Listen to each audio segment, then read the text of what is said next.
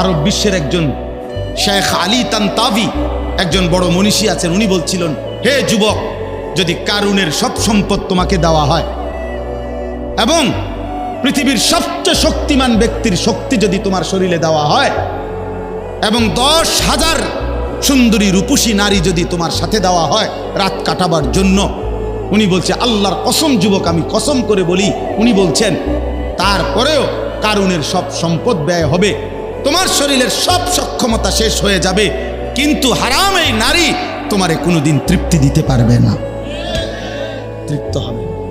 কিন্তু একজন পবিত্র স্বামী, উনি বলছেন, একজন পবিত্র স্বামী সে মাত্র তার একজন স্ত্রী নিয়েই তৃপ্তির সাথে 70 বছর পার করবে। আল্লাহ যখন তৃপ্তি দেয় এক বিবিতেই হয়ে যায়। আল্লাহ যখন তৃপ্তি দেয় না, সারা পৃথিবীর নারী উলঙ্গ করে দেখালেও তুমি তৃপ্ত হবা না।